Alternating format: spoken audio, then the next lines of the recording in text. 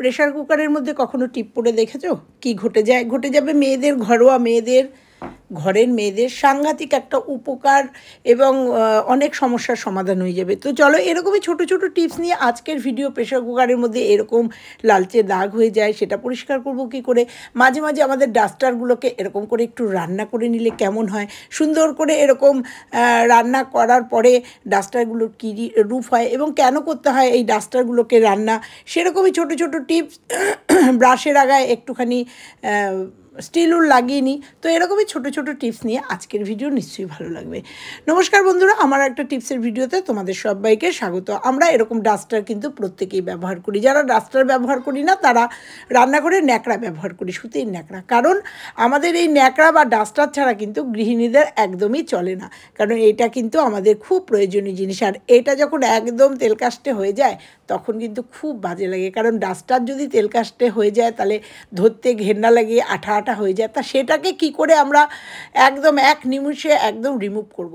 তার জন্য একটা ফ্রাইং প্যান বসিয়ে দিয়েছি, অবশ্যই এটা বাতিল প্যান, আর তার মধ্যে দিয়ে দিয়েছি একটুখানি সার্ফ আর একটুখানি লবণ, যে খাবার লবণ, রান্নার লবণ, সেই লবণ আর একটুখানি সার্ফ দিয়ে দিলাম 1 চামচ করে, তোমরা দেখতে পেলে। আর এর মধ্যে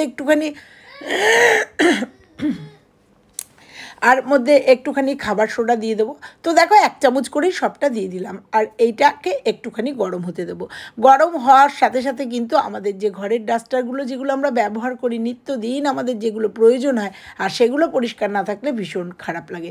তো দেখো সেই ডাস্টারগুলো বা তোমরা যে হাতের ন্যাকড়াগুলো ব্যবহার করো সেইগুলো একইভাবে তোমরা এইভাবে পরিষ্কার পরিচ্ছন্ন রাখতে পারো, কারণ এইগুলো পরিষ্কার না থাকলে কিন্তু রান্নাঘরের কোনো কাজই করা যায় না, কারণ এইগুলো খুব প্রয়োজনীয় জিনিস।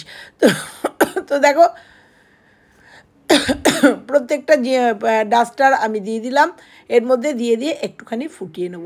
আর ফোটাতে ফোটাতে তোমরা দেখতে পাবে যে জলটা কতটা কালো হয়ে যাবে, আর তেল কাস্টেগুলো সব বেরিয়ে যাবে। যত তেল কালি হোক না কেন, মানে তেল কাস্টে যেটাকে বলে সেটাই হোক না কেন, তোমরা এইভাবে একটু ফুটিয়ে নেবে। তোমাদের নিত্যদিনে যে ব্যবহার করা ডাস্টারগুলো, এটা 15 দিনে একদিন যদি এই রকমভাবে ডিপ ক্লিনিং করো, আর রোজকার তো রোজ আমরা ধুই, একদিন যদি এরকম ডিপ ক্লিনিং করো তাহলে দেখো ডাস্টারগুলো একদম সুন্দর পরিষ্কার পরিচ্ছন্ন থাকবে। সবথেকে ভালো কথা, ভালো যে এইগুলো দিয়ে সুন্দর করে আমরা কাজ করতে পারবো। কড়াই মোছা, আমাদের গ্যাস মোছা, আমাদের টাইলস মোছার কাজগুলো কিন্তু খুব সুন্দর করে আমরা এগুলো দিয়ে করতে পারি।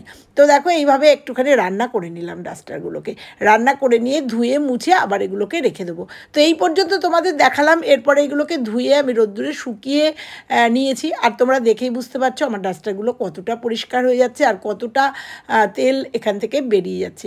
তো চলে যাব পরের টিপসে।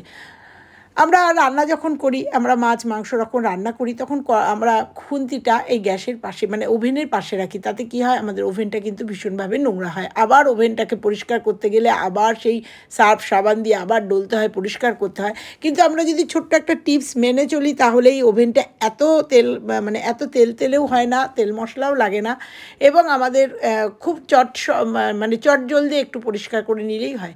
এখানে যদি আমরা স্টিলের একটা ছোট্ট প্লেট রাখি, এখানেও রাখতে পারি, স্ল্যাবেও রাখতে পারি। তো দেখানোর সুবিধার্থে বলছি, রাখি আর এবং তরকারি নাড়তে নাড়তে যদি এটা এখানে রাখি তাহলে কেমন হয়, তাহলে কিন্তু ওই প্রবলেমটা সলভ হয়ে যায়।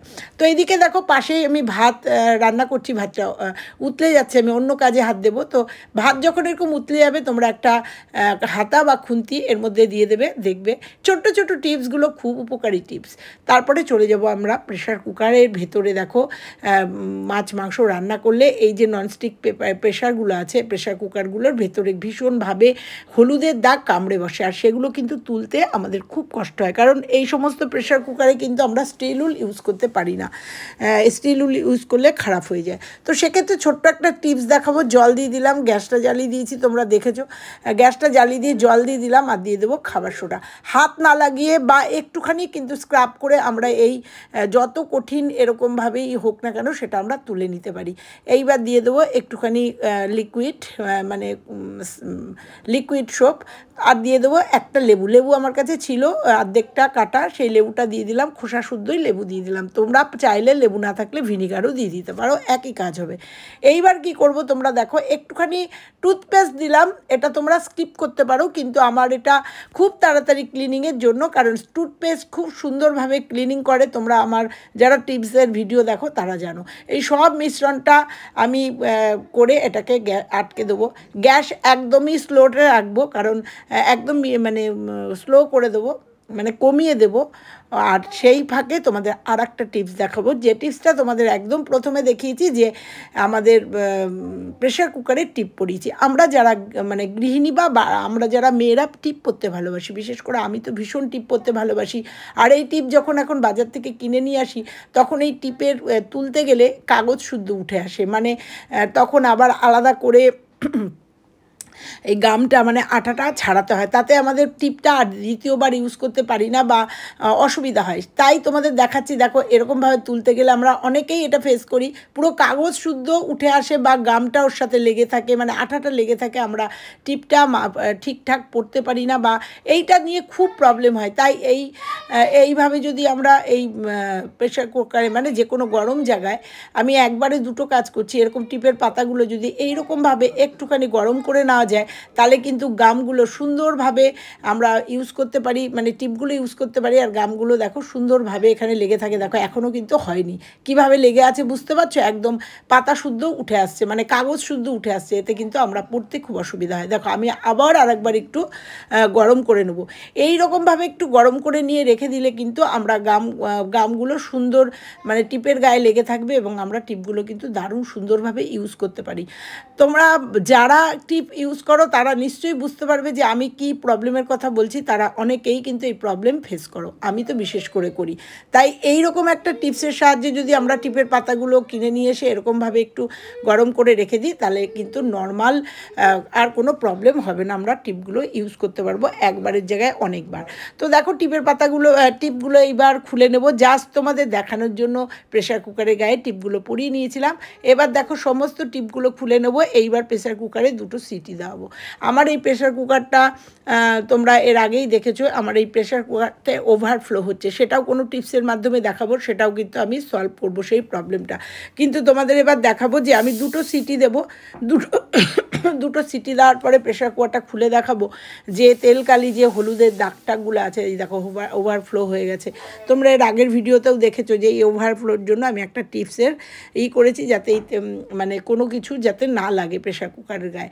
তো যাই হোক, এটাকে ভালো করে নেড়ে নেব, নেড়ে নিয়ে গ্যাসটা অফ করে দেবো। তারপরে সিটিটা কমে গেলে আমি এটাকে খুলে তোমাদের দেখাবো যে কতটা ক্লিনিং হয়েছে। আমার হাত না লাগিয়েই দেখো পুরো যে হলুদের দাগ, তেলের দাগ সম্পূর্ণটা কিন্তু উঠে গেছে। এইবার আমি একটা ছোট্ট স্ক্রাবার দিয়ে, না কোনো স্কচ ব্রাইটও না, স্টিলও না,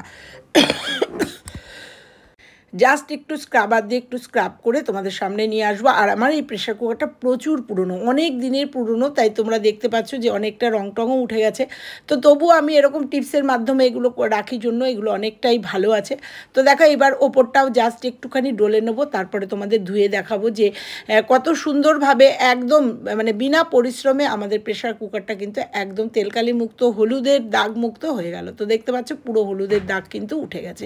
এইভাবে ছোট্ট ছোট্ট টিপসের সাহায্যে আমরা যদি সংসারের বুদ্ধি আর কৌশলের সাহায্যে সংসারের কাজগুলো করি, তাহলে আমাদের রান্নাঘরের অনেক জিনিস পরিষ্কার পরিচ্ছন্ন এবং অনেক কম কষ্টে আমাদের মানে কম সময়ের মধ্যে আমরা কিন্তু খুব সুন্দরভাবে কাজগুলো করতে পারি। এইবার একটা বাতিল স্টিল উল আমি মাঝখান থেকে কেটে নেব। কেটে নেওয়ার পরে এটা দিয়ে কি করব তোমরা দেখতে থাকো, নিশ্চয়ই তোমাদের ভালো লাগবে। খুব প্রয়োজনীয় একটা কাজ করে নেব। তো দেখো এরকম করে স্প্রেড করে নিয়েছি, নেওয়ার পরে আমি ব্রাশের মাথায় এটাকে আটকে নেব। আটকে নেওয়ার পরে এটাকে দিয়ে কিন্তু খুব প্রয়োজনীয় একটা কাজ আমরা করব, যে কাজ করতে গেলে আমাদের প্রচণ্ড বেগ পেতে হয় রান্নাঘরে। তো এটাকে গার্ডার দিয়ে আটকে দেবো।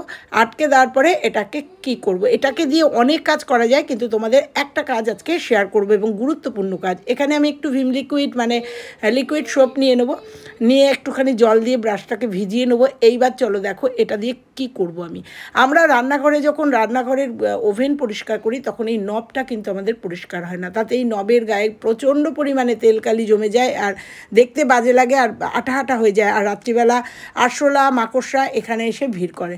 তো দেখো আমি এটা দিয়ে সুন্দরভাবে এটা পরিষ্কার করে নিয়েছি। আর এটা বানিয়ে রাখলে প্রত্যেক দিন একবার ওভেন মোছার সময় প্রত্যেক দিন যদি এইভাবে একটুখানি স্ক্রাব করে নিই তাহলে কিন্তু এই যে নোংরা টোংরাগুলো একদমই জমবে না। তো কেমন লাগলো আজকের ভিডিওটা? ভালো লাগলে লাইক কমেন্ট শেয়ার, চ্যানেলে নতুন হলে চ্যানেলটা সাবস্ক্রাইব করে পাশে বেল আইকনটা প্রেস